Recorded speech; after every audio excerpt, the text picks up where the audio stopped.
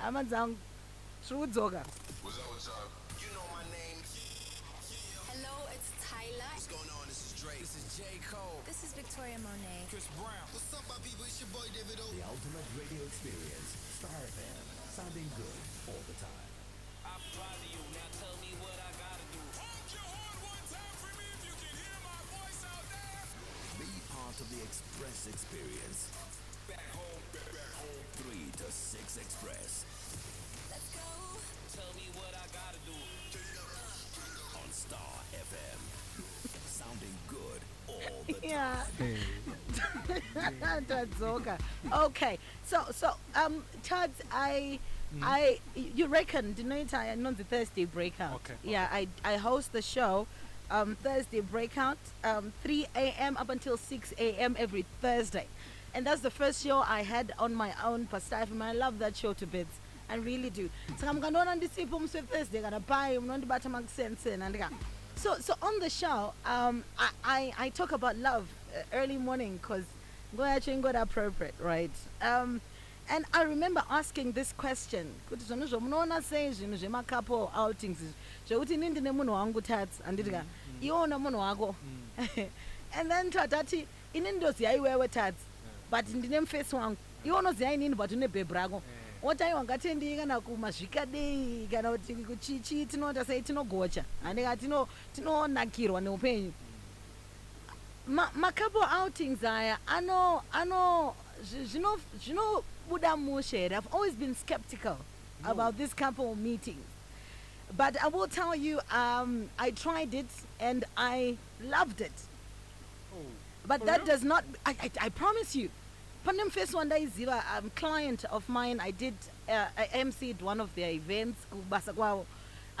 Invited me, Donna, yo, chichi, weachi, chichi, aniga, ansida kukupa my details, but those are aitika. Vandatora muno wangu, aniga, vandaenda, imbomira. Vandatora muno, that's what I'm but and we had a nice night because it was a night event. So I was telling someone about it in the foyer Nasi, and people are still skeptical about issues my couple chakadarodaros. I will talk to you, Tats, please.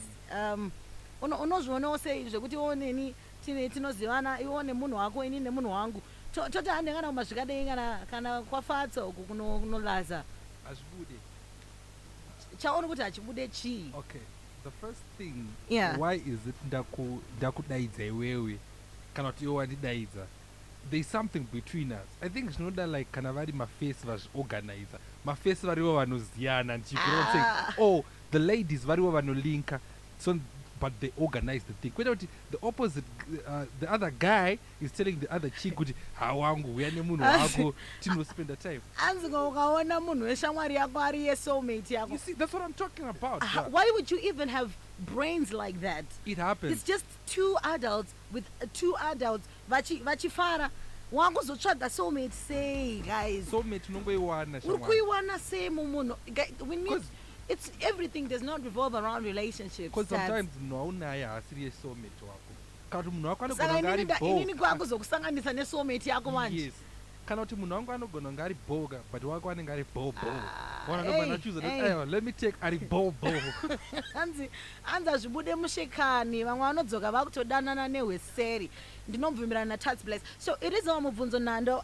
Have you ever been in such an instance where you have your person and you decide no isusu ngati ite yatinoita andika, and then you decide to extend your friendships into a family affair andika maita family affair pai moti inini nemunhu wangu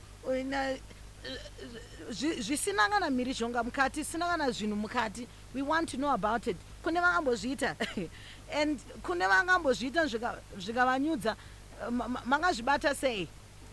Anzi ndakatorera mufesi wangu bhebhi rake auya naye kuout ikoko coming through from Max. Yeah. Andukona. And andistomona vanhu vakutenderana neni shamwari. And there's nothing called a soulmate. It's out and sanda wana soulmate. Mira one musikana wako achikui. yakaitika iyoyo ka ndobva ndanzi hande kupati kwefrendi yangu nabhebi ka takaenda kupati wangu aiwe frendi yacho yanga iri pombi sei apa tingosvika tasatomuziva nefrendi iyoyo but time yatakangonosangana tisati taintroducwa ka taintroducana tega kudhara nemaziso bedzi ndakatodana naye munhu eye frendi yacho akatoziva after onzo pakatozoita mamwe ma1 anga ari ma1 chaicho hazviitwa izvozvozvo.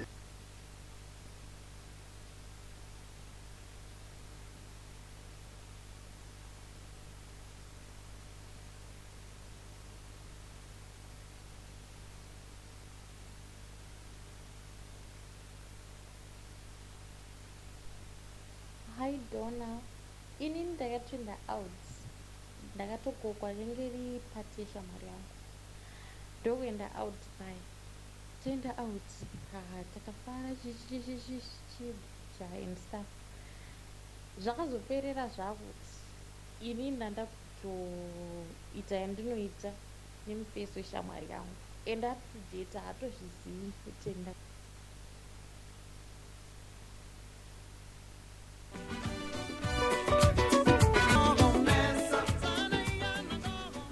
Hi Donna, inini ndakatoenda out, ndakatokokwa rinenge ri pati yeshamwari yangu ndokuenda out pai toenda out takafara chichija and stuff. Yeah. Zvakazoperera zvakuti inini ndanda kutoita yandinoita nemufesi weshamwari yangu and date hatozvizivi kuti ndakatombochimhanya behind her back nemufesi wake vaitosangana zvese zvichitofaya ndichitovhunzotarisei but tisangana endenge tongore kutongoitisana zvichitongopfuura era but pane kazongokecha mafeelings zikazongodai nekudai but izvi zvekuti opposite sex nodedzana agree with tats hazvishandi or zvekuti hanzi couples what I believe or I think zvinoda kuitwa kana ari mafesi adedzana vachiziva but still mafesi acho anogona kunyengera bhebhi rako kuti hazvishandi hazvishandi maybe maroorana but kwete muri mujolo mujolo itikanti imi vana hamuna discipline ka imimi inini ndokuona kwangu inini vana hamuna discipline saka vanhu vakutongofanira vachito because ndikango alright toti kana kuchechi takutotedza kana kugara kapaside pevamwe baba because mucha guys tinoda vanhu vane discipline aiwa guys ndizvo here yakaitika iyoyo ka taura neni ndobva ndanzi hande kupati kwefrendi yangu nabhebi ka takaenda kupati wangu aiwe frendi yacho yanga iri pombi sei apa tingosvika tasatomuziva nefrendi iyoyo but time yatakangonosangana tisati taintroducwa ka taintroducana tega kudhara nemaziso bedzi ndakatodana naye munhu eye frendi yacho akatoziva after onzo pakatozoita mamwe ma1 anga ari ma1 chaicho hazviitwa izvozvozvo. No guys no I need someone with a different testimony to call me. Maswera say Pastor FM. Good, thank you. Shawe Maswera say. Oh good, that's my G. Chance amboenda cool break. Oh, okay. He's not in studio right now. Yeah. Turning in. No, as a mooded dollar, to be honest with you. Have you ever tried it though? Mom was just We have. I'm telling you something that happened on my birthday in May, just recently. Yeah. They organized a birthday outing for me because my friends were not there. Mm-hmm. So my friend was like, no, let's call some other girls, especially classmates. And the classmates that I knew, I never know how. You understand? Yes. They came, and then we had a jolly good time, and then one thing led to another. Guys, led to another. Those are and meaning I could see that, and it does not work. I'm just going there for fun. Yes. Let me tell you the honest truth. Energy is Chico. Aiwa. Guys. Ngatirege unyebera energy guys. Ingori lack of discipline. No. Aiwa. Okay, let's say there are other who want discipline. Yes. But how far can you take your discipline? Energy ati aiwa ndimi my soulmates. Aiwa, it was a joke. It starts as a joke. And then the next thing, joke leads to that, and that leads to that, and then you understand? Sanga, you're not for the idea. Those are true. I don't support the idea. Personally, I've never done that, but I've seen it happen to my friends. Yes. It always turns out bad. Okay. And then people start regretting afterwards. I shouldn't have, but okay, thank you so much for sharing your experience. Tata will tell you. Inini gogo wangu inini vandanga kura nawo gogo mburimwa na sekuru mburimwo kwa Highfield vane shamwari yavo like a couple friend from church vanonzi gogo na sekuru Njagu. So sekuru wangu na sekuru Njagu are best friends, and then the wives decided, you know what, we might as well. So they actually have like a day in every month kuti tinonodya kwa murimwa tichanodya kwa Njagu, things like that. But Wonaga, this case is different because they are older. Wait, no. Why? Because zvatanga nemaface andukona pane kuti iwo dona ndisitotanga nenyaya iwo neni, we start the issue ndokuti adona I need saka you to come. Inofana utanga iwe uri mfesi wemfesi wangu. Yes. Ai wakana zvifana kudaro zvinhu zvinofana kungotanga inini yeah, okay. Hello, you're live on Star FM. Happy birthday bamnini. Thank you. Taura ineni anzi amukwanisi kwekwe Madi baba zviri sei? Respect chi wana tidona inini izvo zvadokuti zvasingafi ndakatry kuenda out namadamu wangu tichinosangana nemafriends kochi kana tichindakaenda out nepartner yangu tikuenda tega tiri 2 and that time itime yepartner yenyu. Okay, ndiye anenge ari 100 kwandiri. Saka kuda kuzosanganisa imimi kwenyu kutyira kure here kana kuti makatombozviita mukanyura? Kutyira kure, prevention is better than cure. Azvichinje. Okay, all right. Ini hangu ndakazvizama zvikabuda pamwe pane zviri kutoitika kusera handisi kuziva. Waona. Star FM, hello. Hello, Dona Ndepi? Ewa, kuona nyeka nevanhu. Hanzi.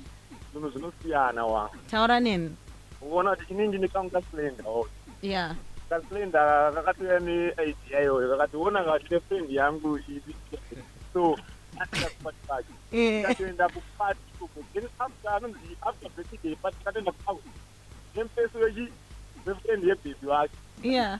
But inini andinamvera namboita uno yayo kuti kanze chitinga ndazoona chiinda kachingonditira kakadaro.